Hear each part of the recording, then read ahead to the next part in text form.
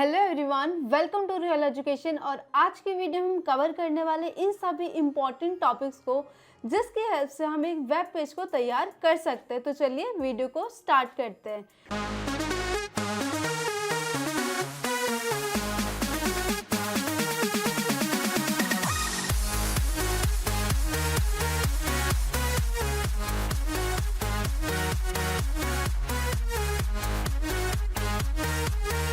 तो सबसे पहले तो हम स्टार्ट करते हैं HTML। HTML क्या होता है? जैसे कि हम अपने प्रीवियस वीडियो में डिस्कस कर चुके हैं कि HTML वो लैंग्वेज है जिस लैंग्वेज की हेल्प से हम एक वेब पेज तैयार करते हैं।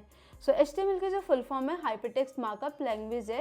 इस लैंग्वेज का यूज़ किया जाता है वेब पेजेस का स्ट्रक्चर तैयार करने के लिए। जितनी भी वेबसाइट जो बनाई जाती है उन सभी वेबसाइट के अंदर कहीं ना कहीं HTML लैंग्वेज का यूज़ किया जाता है। सो हम देखिए चलते हैं कि HTML का फर्स्ट प्रैक्टिकल तरीके से हम किस तरीके से करते हैं। तो डायरेक्ट हम अपने चलते हैं एडिटर के ऊपर। सो जो एडिटर यूज़ करने वाले वो है आपका VS कोड। सो स्टूडेंट, सबसे पहले हम क्रिएट करते हैं अपना एक HTML पेज एंड जिस फाइल को हम सेव करते हैं index.html एक्सटेंशन के साथ।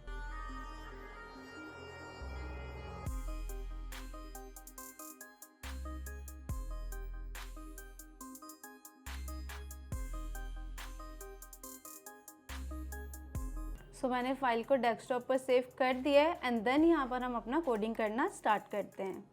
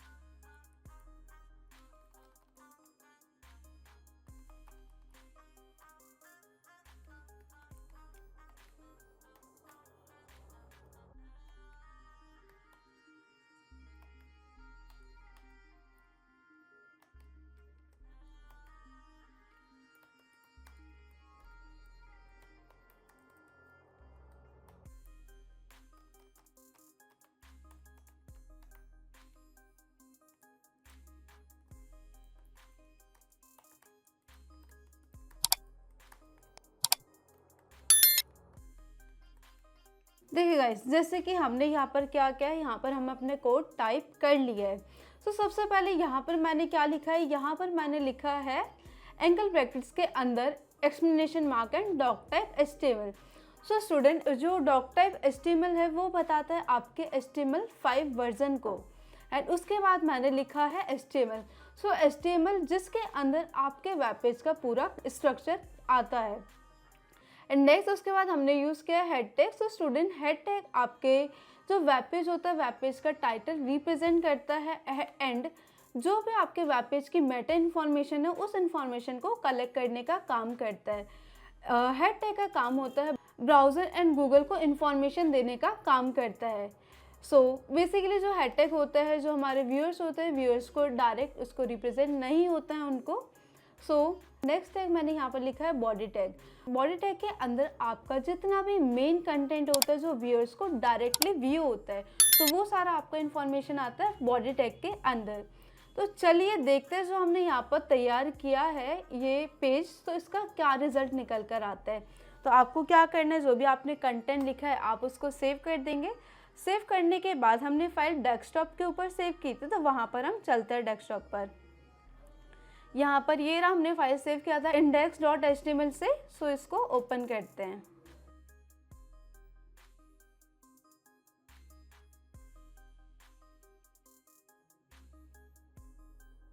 देखिए स्टूडेंट, सो हमारा रिजल्ट ये रहा। सबसे पहले जो मैंने बताया था, जो हमारा हेड टैग के अंदर क्या शो होता है, आपका टाइटल रिप्रेजेंट होता है। तो हमारे पेज का टाइटल ये है, माय फर्स्ट वेब पेज। उसके बाद मैंने यहाँ पर कुछ टैग यूज़ किए थे, H1 एंड पैराग्राफ टैग। तो H1 टैग आपका ये रहा एंड जो आपका पैराग्राफ टैग है वो यहाँ पर इस तरीके से रिप्रेजेंट होता है। आई होप आप लोगों को समझ में आया होगा कि जो हम बेसिक स्ट्रक्चर तैयार करते हैं उस सब की क्या क्या मीनिंग निकल कर आती है। सो नेक्स्ट टॉपिक हम डिस्कस करते हैं टैग, एलिमेंट्स एंड एट्रीब्यूट्स के बारे में। देखिए स्टूडेंट, जो हम एंगल ब्रैकेट्स के अंदर जो भी हम टैग लिखते हैं तो वो क्या होता है, आपका टैग नेम होता है। ओके, एंड जो एलिमेंट होता है, एलिमेंट क्या होता है, एलिमेंट जैसे कि हम कोई भी टैग यूज़ करते हैं, पैराग्राफ टैग या फिर आपके हेडिंग टैग्स हो गए, या फिर बोल्ड, इटैलिक, अंडरलाइन, डिफरेंट हम टैग यूज़ करते हैं। सो जिन टैग्स को हमें क्या है, डिस्क्राइब करने की मीन्स एक्स्ट्रा इन्फॉर्मेशन देने की ज़रूरत नहीं होती है, उन टैग्स को हम बोलते हैं एलिमेंट्स। एंड एट्रीब्यूट्स, एट्रीब्यूट्स क्या होता है, एट्रीब्यूट टैग वो टैग होते हैं जिन टैग्स को हमें एक्स्ट्रा इन्फॉर्मेशन देने की ज़रूरत होती है।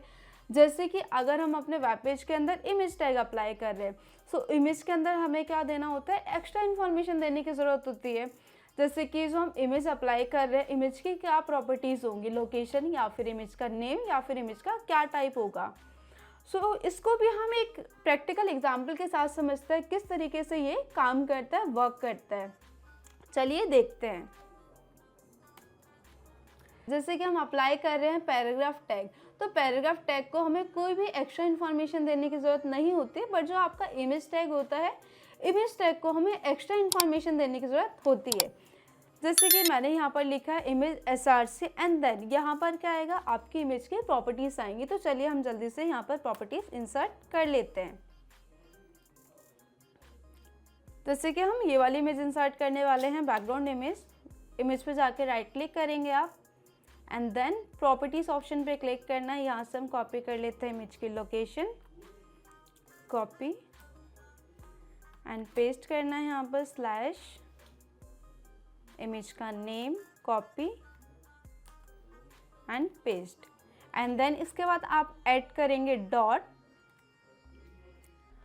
डॉट लगाने के बाद जैसे कि ब्रैकेट में हमें यहाँ पर दे रखा है .jpg, तो आप यही एक्सटेंशन यहाँ पर लिख देंगे, या फिर आप कॉपी पेस्ट भी कर सकते हैं।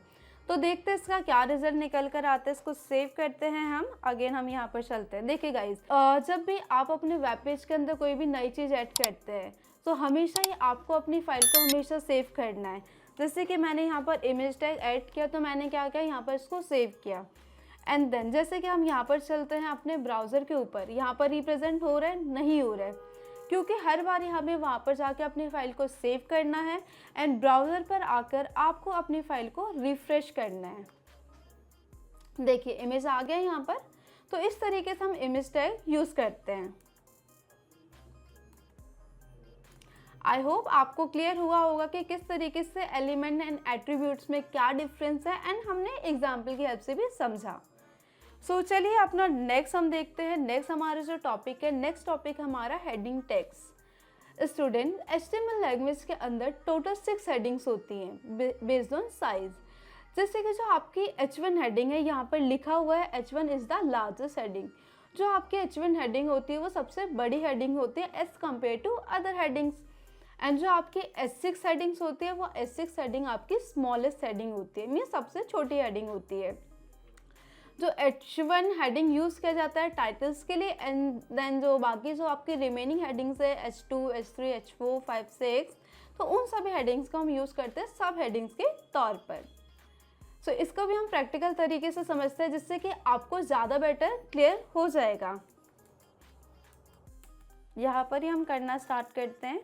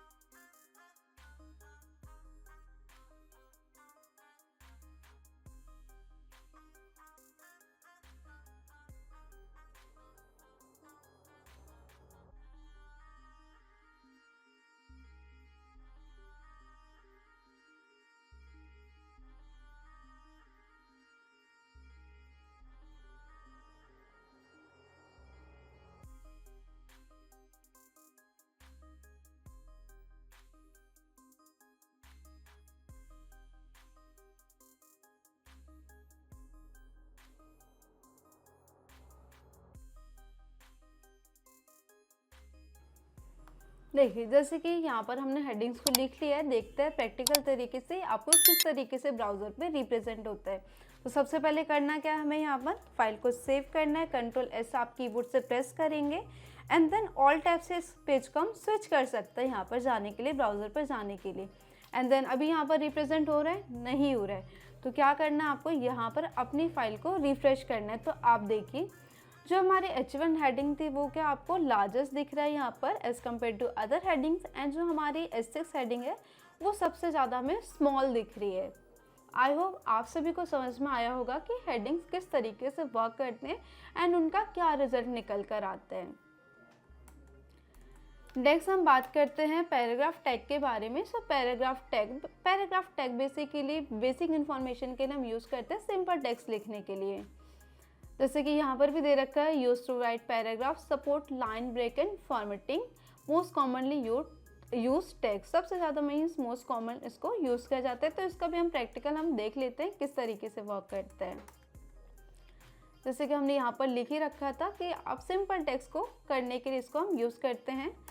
सिंपली क्या करना है, आपको पी टैग ओपन करना है एंड देन यहाँ पर जो भी हम लिखना चाहते हैं हम वो लिख सकते हैं। देखिए स्टूडेंट, पैराग्राफ टैग यहाँ पर सपोज हम प्रैक्टिस कर रहे हैं, तो अगर आप सिंपली क्या करना चाहते हैं, पैराग्राफ टाइप नहीं करना चाहते हैं जिसमें कि काफ़ी ज़्यादा हमारा टाइम चला जाता है, तो यहाँ पर आप एक पैराग्राफ लिख सकते हैं लॉरेम जो आपका बाय डिफ़ॉल्ट होता है, जो हम प्रैक्टिस के लिए यूज़ करते हैं। जैसे आपको क्या टाइप करना है, यहाँ से टाइप करना है लॉरेम, तो आप यहाँ से कीबोर्ड से टैब की प्रेस करेंगे तो आप देखेंगे आपके पास एक लेंथी पैराग्राफ आ जाएगा जिसके ऊपर की हम प्रैक्टिस कर सकते हैं। सेव करते हैं फाइल को, देखते हैं इसका क्या रिजल्ट निकल कर आता है। आप इसको रिफ्रेश करेंगे तो आप देखिए यहाँ पर हमारे पास एक बड़ा पैराग्राफ आ गया, एक लाइन आ चुकी है कम्प्लीटली। मीन्स यहाँ पर लाइक अगर हमें एडिटिंग सपोज हम कोई भी फॉर्मेटिंग करना चाहते हैं, हम कोई फॉर्मेटिंग करना चाहते हैं, तो वहाँ पर हम ये चीज़ यूज़ कर सकते हैं पैराग्राफ टैग के अंदर लॉरेम पैराग्राफ इंसर्ट करने के लिए। नेक्स्ट हम देखते हैं semantic and non semantic tags में क्या डिफरेंस होता है, जिसके अंदर के स्टूडेंट्स को काफ़ी कन्फ्यूज़न होता है। जैसे कि यहाँ पर सिमेंटिक टैग की क्या डेफिनेशन दे रखी है, tags that clearly describe the meaning of the content. जो कंटेंट होता है उसके डायरेक्टली मीनिंग आपको रिप्रेजेंट करता है। सो इसको हम एक रियल लाइफ एग्जांपल की हेल्प से समझते हैं कि semantic and non semantic tag में क्या डिफरेंस होता है।